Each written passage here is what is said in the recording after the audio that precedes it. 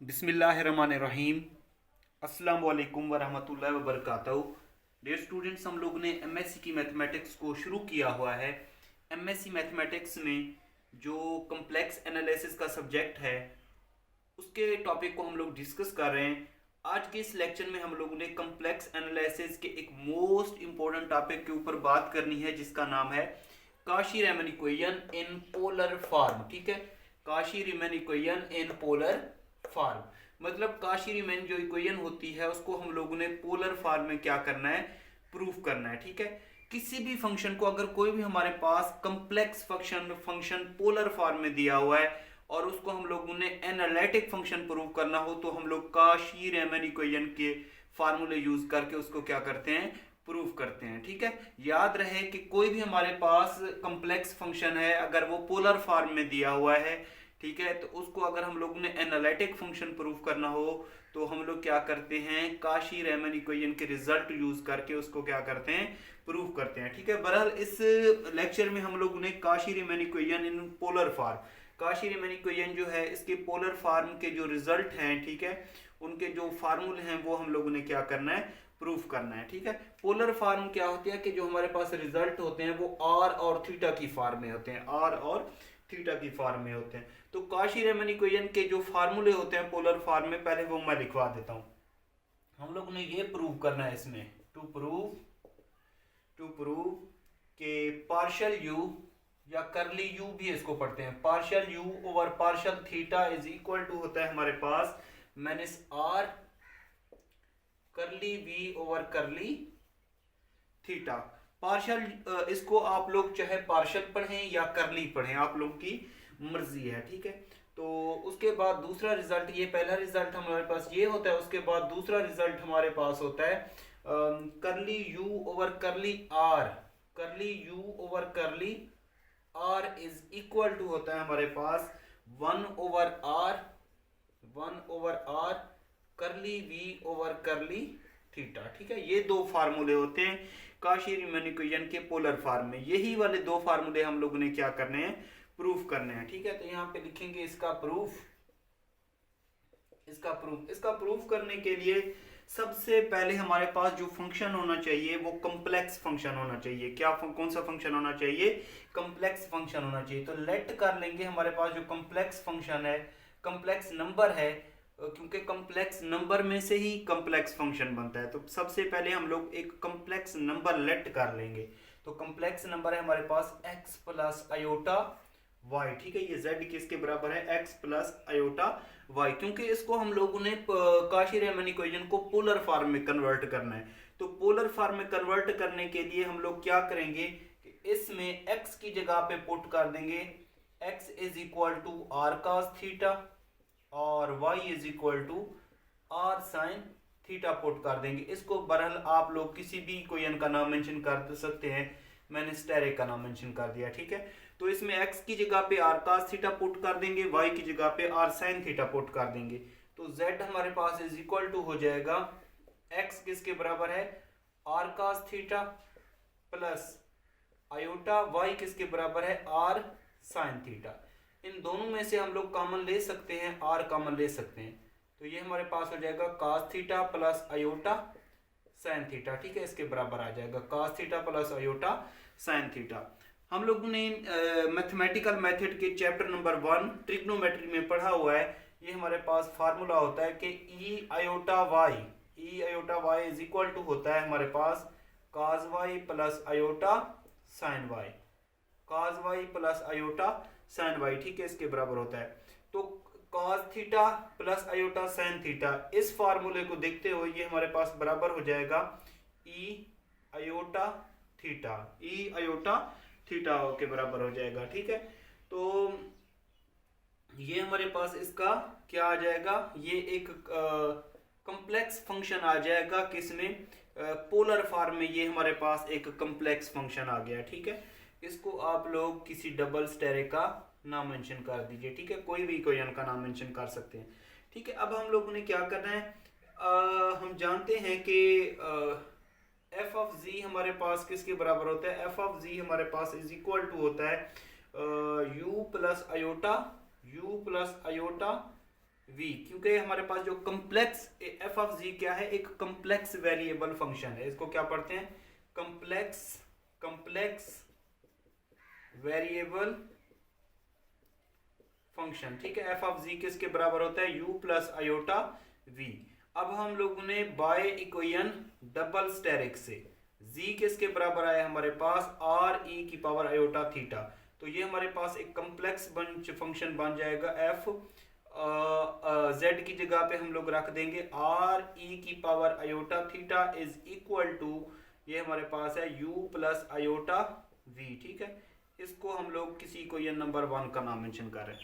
अब दो काम हम लोगों ने करने हैं, दो काम बहुत ही आसान है। सबसे पहले हम लोगों ने इस ये वाला जो इक्वेशन 1 है, इसको हम लोगों ने पार्शियल डेरिवेटिव लेना है, इसका r के लिहाज से और थीटा के लिहाज से, ठीक है।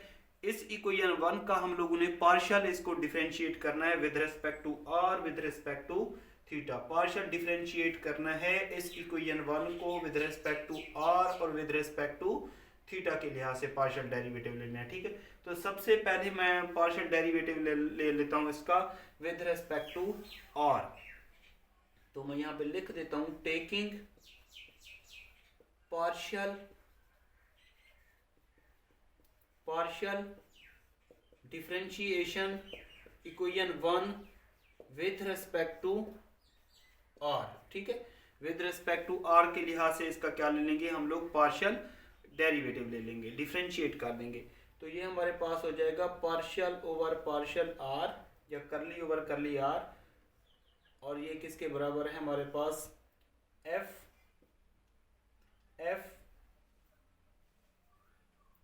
r e की पावर आयोटा थीटा, ठीक है, इज इक्वल टू, इसको अभी पार्शियल डेरिवेटिव लेंगे विद रिस्पेक्ट टू r। तो ये हमारे पास हो जाएगा partial over partial r u plus iota v, ठीक है। अब इसका पार्शियल डेरिवेटिव लेंगे तो ये हमारे पास आ जाएगा, पहले तो ये टोटल फंक्शन का डेरिवेटिव ले लेंगे। तो ये हमारे पास हो जाएगा f का डेरिवेटिव, ठीक है, r e की पावर आयोटा थीटा, और इसका फर्दर डेरिवेटिव जब लेंगे r e की पावर आयोटा थीटा का, तो क्योंकि हम लोग विद रिस्पेक्ट टू r ले रहे हैं तो ये r हो जाएगा 1 के बराबर। यहाँ पे e की पावर आयोटा थीटा ये क्या होगा, एक कांस्टेंट होगा, ये वैसे का वैसा रहेगा, e की पावर आयोटा थीटा आ जाएगा, ठीक है। इसका जब डेरिवेटिव लेंगे, क्योंकि दरमियान में प्लस है, अगर दरमियान में प्लस या माइनस हो तो इस पे सम ऑफ रूल या जिसको कहते हैं सम ऑफ रूल अप्लाई हो जाएगा। तो ये हमारे पास हो जाएगा partial u over partial r plus iota partial v over partial r, ठीक है, ये आ जाएगा। तो इसको हम लोग लिख सकते हैं e की power iota theta multiplied by f का फर्स्ट डेरिवेटिव r e की power iota theta is equal to, ये हमारे पास हो जाएगा partial u over partial r plus iota partial v over partial r, ठीक है।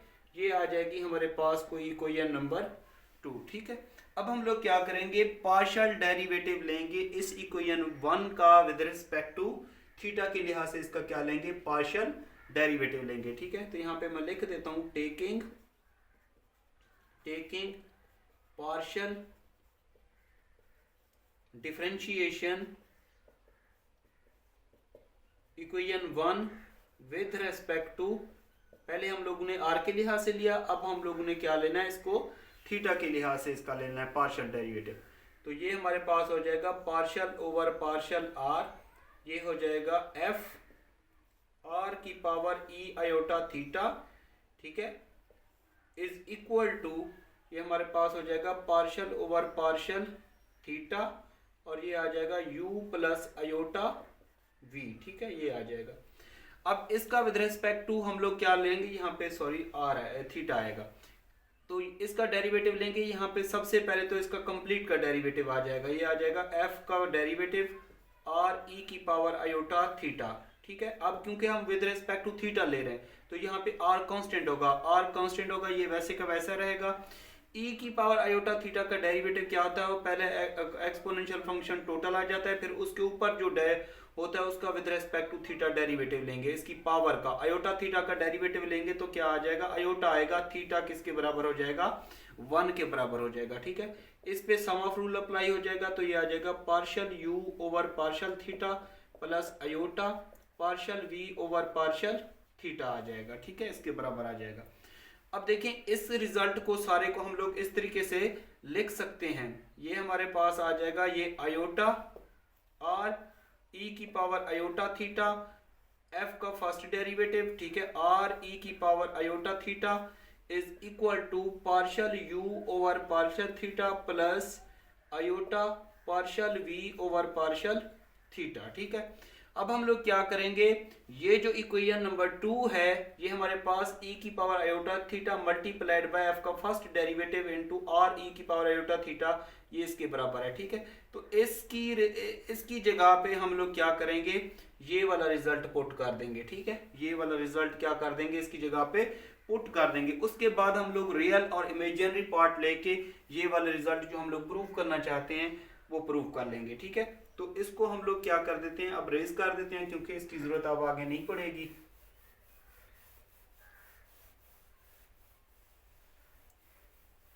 अब देखिए तो क्या करेंगे, यूजिंग, यहां पे मैं लिख देता हूं यूजिंग इक्वेशन 2 इन इक्वेशन 3। ये क्या है हमारे पास, कोई 3 इक्वेशन है। ठीक है, ये क्या है, इक्वेशन नंबर 3। अब e की पावर आयोटा थीटा f का first derivative into r e की पावर आयोटा थीटा इसके बराबर है। ठीक है, तो ये वाला इसकी जगह पे ये वाला रिजल्ट हम लोग पुट कर देंगे तो ये आ जाएगा हमारे पास आयोटा r, ठीक है, आयोटा r इनटू ये वाला रिजल्ट किसके बराबर है, यहाँ पे इसके बराबर है, तो ये आ जाएगा partial u over partial r plus iota partial v over partial r is equal to, ये हमारे पास इसके बराबर आ जाएगा, यहाँ पे क्या है, partial u over partial theta plus iota partial v over partial theta. ठीक है, अब हम लोग ने क्या करना है, इस आयोटा r को अंदर मल्टीप्लाई कर देना, तो ये आ जाएगा iota r partial u over partial r plus iota square r partial v over partial r is equal to partial u over partial theta plus iota partial v over partial theta आ जाएगा। Iota square की value किसके बराबर होती है, -1 के बराबर होती है। ठीक है, तो यहाँ पे -1 आ जाएगा, -1 को प्लस से मल्टीप्लाई करेंगे, यहाँ पे नेगेटिव साइन आ जाएगा, तो ये आ जाएगा iota partial r partial u over partial r is equal minus r partial v over partial r is equal to partial u over partial theta plus iota partial v over partial theta. ठीक है, अब हम लोग क्या लेंगे, इसमें से एक हमारे पास ये रियल पार्ट भी है और इसमें इमेजिनरी पार्ट भी है। रियल पार्ट ऐसे पार्ट होते हैं जिनके साथ आयोटा नहीं होता, ये भी रियल पार्ट है, ये भी रियल पार्ट है, ये वाला और ये वाला क्या है हमारे पास, इमेजिनरी पार्ट है। ठीक है, तो हम लोग क्या लेंगे, equating real part and imaginary part. ठीक है, इसमें से हम लोग क्या करेंगे, रियल पार्ट और इमेजिनरी पार्ट ले लेंगे, तो यहां पे मैं लिख देता हूं for real part, for real part. Real part के कैसे पार्ट होते हैं, ऐसे पार्ट होते हैं जिनके साथ आयोटा नहीं होता, इस साइड में से इसके साथ आयोटा नहीं है, तो ये हमारे पास हो जाएगा -r partial v over partial r is equal to partial u over partial theta, partial u over partial theta. ठीक है, तो ये देख सकते हैं ये हमारे पास फर्स्ट रिजल्ट इसका आ चुका है, तो यहाँ पे मैं लिख देता हूँ, इसको नेक्स्ट पेज पे लिख देता हूँ। ठीक है, इसको मैं यहाँ पे रेज कर देता हूँ,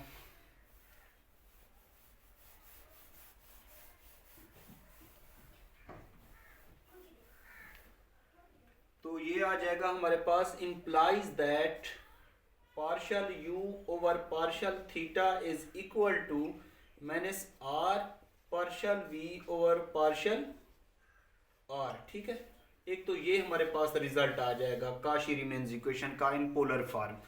दूसरा हम क्या लेंगे, इमेजिनरी पार्ट ले लेंगे इसका। ठीक है, इक्वेशन नंबर 4 का नाम दे दें, ठीक है, इसको आप लोग इक्वेशन 4 का नाम दे दें।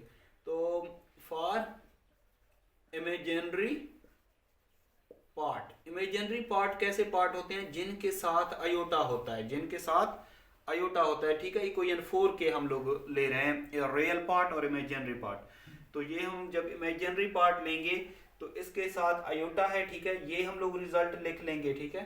तो ये आ जाएगा R partial U over partial R is equal to, इसके साथ आयोटा नहीं है तो इसको नहीं लिखेंगे, राइट हैंड साइड में इसके साथ आयोटा है तो ये हमारे पास आ जाएगा partial V over partial theta आ जाएगा, ठीक है।